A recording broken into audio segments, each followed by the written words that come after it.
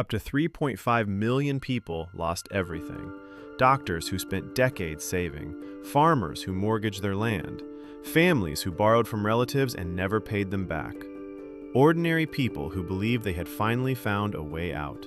They handed over their money to a woman who promised them the future. She took it. All of it. At least $4.5 billion. Then she was gone. No arrest, no courtroom, no justice. 9 years later, the FBI still lists her as one of the most wanted criminals on the planet. Interpol has been searching across continents. Investigators have dedicated careers trying to find one answer. Where is she? But the deeper you look into this case, the more you realize the money is not even the darkest part of this story. Her name is Ruja Ignatova. They called her the CryptoQueen. This is what really happened. Ruja Ignatova was not who you would expect. Born in Bulgaria in 1980, her family moved to Germany when she was 10 years old. By the time she was an adult, she had a law degree and a master's in European law from Oxford University. She went further, earning a full doctorate in private international law from the University of Konstanz in Germany. She worked at McKinsey, one of the most powerful consulting firms in the world. She was fluent in multiple languages, including English, German, Bulgarian, and Russian. She wasn't hiding in the shadows. She was in the spotlight. And that was the whole point. But here is what almost nobody mentions about her background.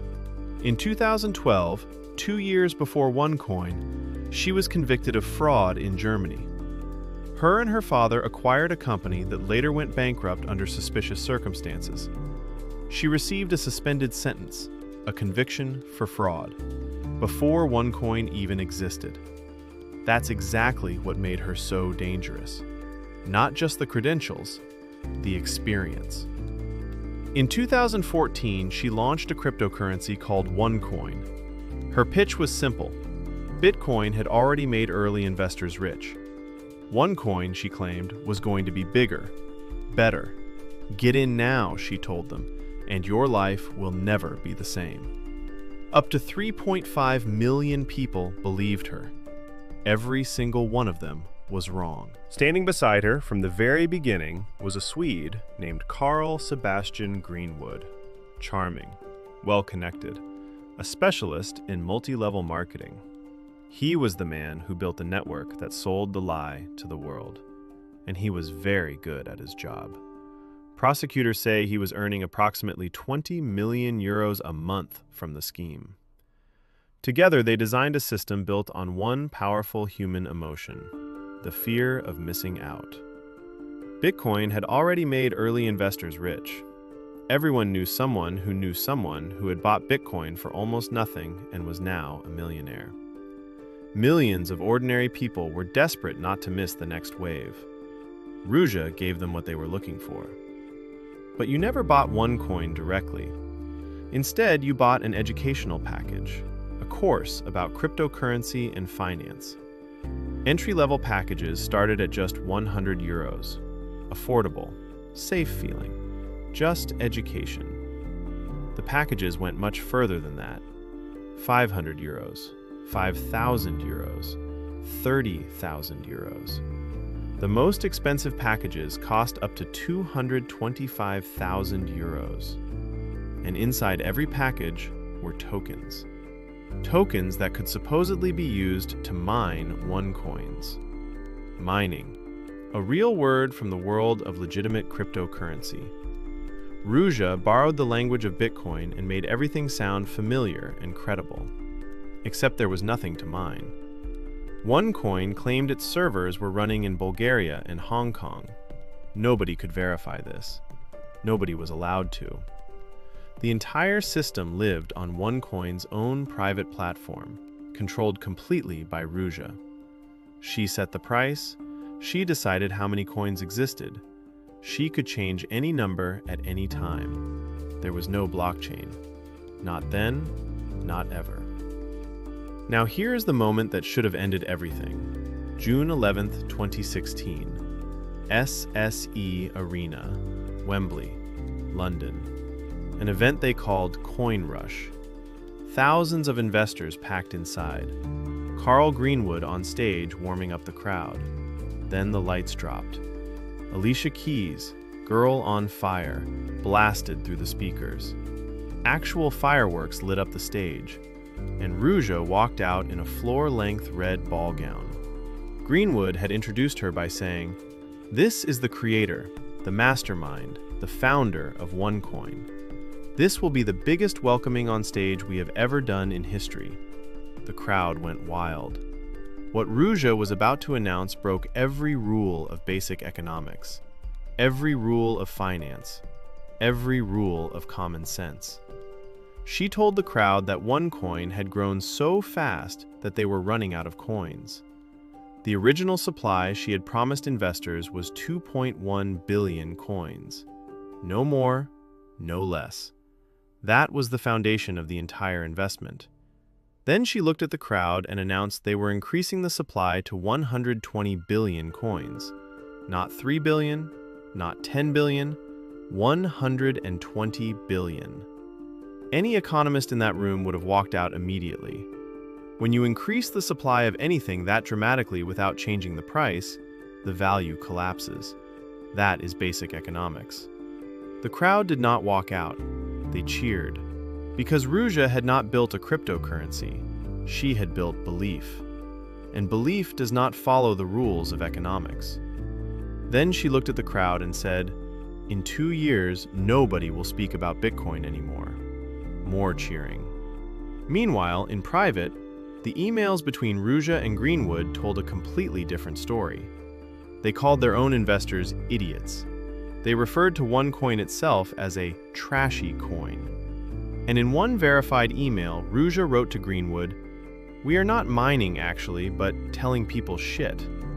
Her own words, in writing, from the very beginning. She knew exactly what she was building. And the crowd at Wembley had no idea. Ruja was the face. But no operation this size runs on one person. Around her, she had built a carefully selected group of people, each one with a specific role, each one getting paid. The first was Carl Sebastian Greenwood, her co-founder from the very beginning. His job was simple: build the network, recruit the recruiters, keep the money flowing. Prosecutors say he was earning approximately 20 million euros a month doing exactly that. He spent it on designer clothes, a private jet, a yacht, properties in Thailand, Spain, and Dubai. In 2018, he was arrested in Thailand, extradited to the United States, pleaded guilty to wire fraud and money laundering, sentenced to 20 years in prison. The second was Mark Scott, an equity partner at one of the most prestigious international law firms in the world, Locke Lord LLP. He met Ruja in 2015. Shortly after that meeting, he started setting up fake investment funds in the British Virgin Islands, called the Finero Funds. Through those funds, he moved $400 million, real money from real victims, flowing through some of the biggest banks in the world: JP Morgan, HSBC, BNY Mellon, Bank of Ireland. He personally pocketed $50 million, spent it on luxury cars, a yacht, and seaside properties.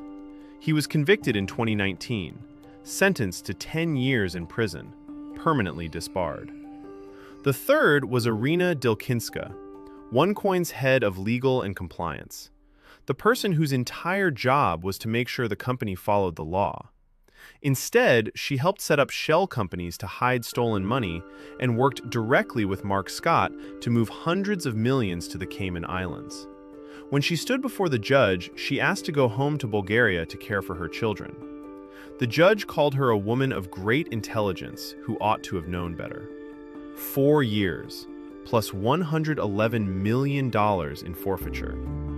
Then there was Gilbert Armenta, an American businessman, and Ruja's boyfriend. He laundered $300 million for her, bought a private jet with the proceeds, bribed officials, gambled stolen funds, even bought a bank in Georgia where Ruja was already a customer. But Armenta was also secretly cooperating with the FBI, and Ruja found out. She did not confront him. She planted surveillance equipment in his apartment, hired a couple to move into the apartment next door specifically to monitor him.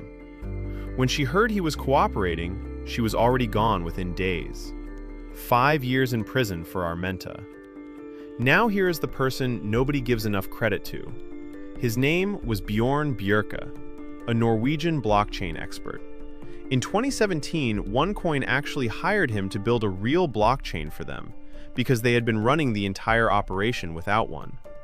When Bjerke looked under the hood, he found nothing. No technology, no infrastructure. The entire blockchain they had been promising investors existed as a basic spreadsheet. He refused the contract. Then he went public. Bjerke was the first person to stand up and say publicly, "This is a fraud. This does not exist." From there, everything began to crack. Investors were already failing to withdraw their money. Online communities began circulating evidence. The Hungarian central bank had called it a pyramid scheme as early as 2016. Governments across Norway, Finland, Germany, and Bulgaria issued warnings. The FBI's New York field office opened a formal investigation. And then there were the emails. Internal communications obtained by prosecutors showed that while Ruja was on stage calling OneCoin the future of money, she and Greenwood were writing each other privately. In those emails, they called their own investors idiots. They referred to OneCoin itself as a trashy coin. And the FBI found one more email, written by Ruja to Greenwood in August 2014, the very year OneCoin launched. It read, "We are not mining actually, but telling people shit." Her own words, her own keyboard. From day one, she always knew exactly what she was doing. When Ruja boarded that flight in October 2017, most people assumed she had simply run, taken the money, disappeared, living quietly somewhere under a new name. That might have been the plan, but investigators who kept digging found something that changed the entire story.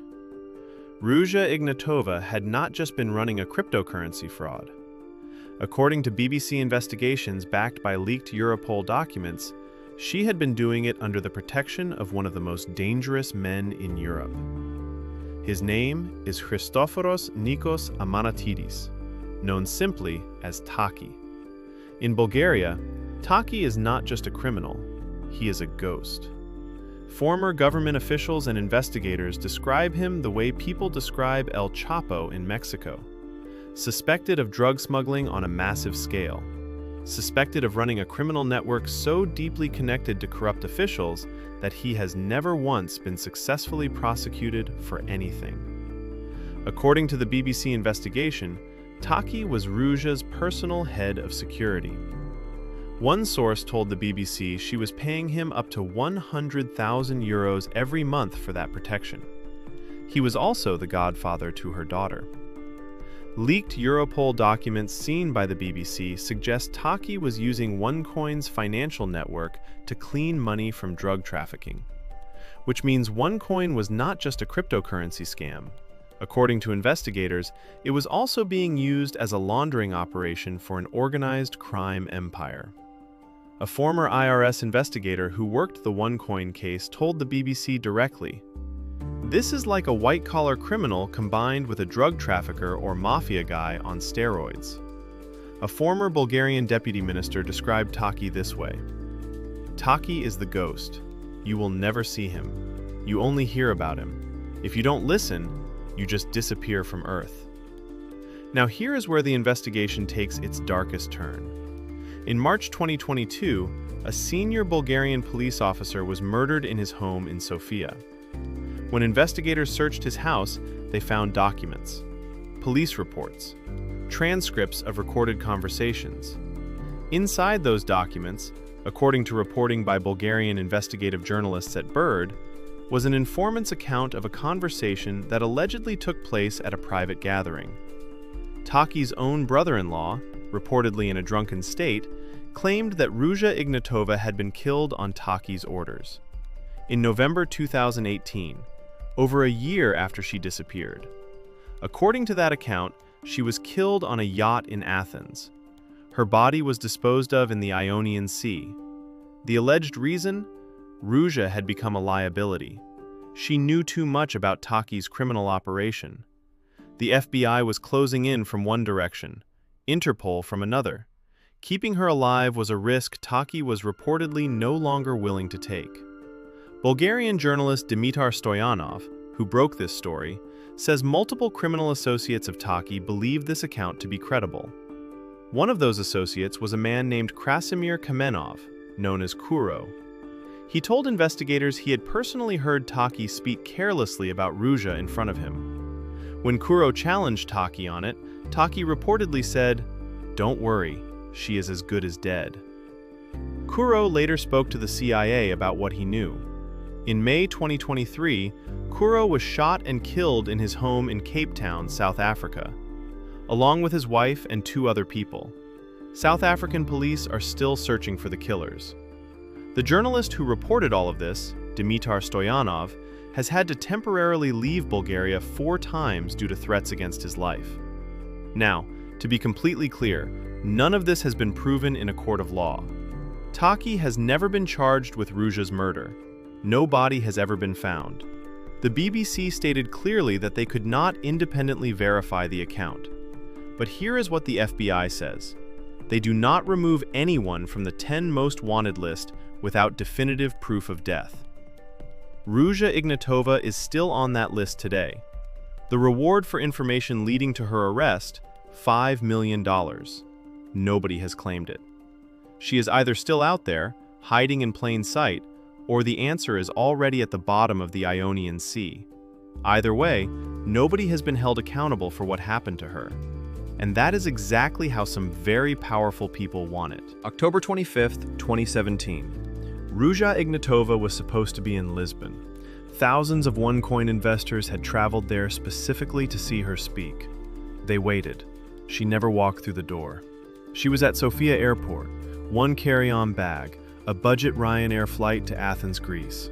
She landed in Athens, stepped out of the airport, and nobody has seen her since. No statement or farewell. The last confirmed image of her, stepping off that plane. 13 days before that flight, on October 12, 2017, U.S. prosecutors had formally charged her. Wire fraud, securities fraud, money laundering. Over 90 years in prison if convicted. She had found out through the surveillance she planted in her boyfriend's apartment. She packed one bag. She left. Investigators believe she left with access to hundreds of millions hidden across shell companies and offshore accounts worldwide. The FBI says she likely changed her appearance through surgery. They believe she may be traveling on a false passport. Sightings have come in from across the world. Thailand, Dubai, Russia, Greece, South Africa. None confirmed. In 2024, a German filmmaker investigating her case received information from sources in South Africa, suggesting she was living quietly in an upscale neighborhood in Cape Town. German investigators took it seriously enough to pursue it. A senior German investigator stated in early 2026 they believe she is still alive. His exact words, "She is in a very good position to continue this for a very long time." Meanwhile, the OneCoin website stayed online until 2019, 2 full years after she vanished. People were still investing. Carl Sebastian Greenwood, 20 years in prison. Mark Scott, 10 years, permanently disbarred. Irina Dilkinska, 4 years, $111 million forfeited. Gilbert Armenta, 5 years. Konstantin Ignatov testified against his own sister, walked free after 34 months. Every single person around her faced consequences. Every single one except her.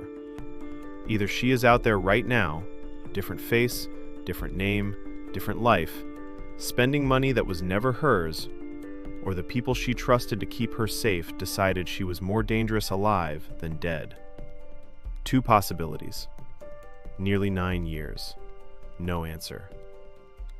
This has been Uncracked World.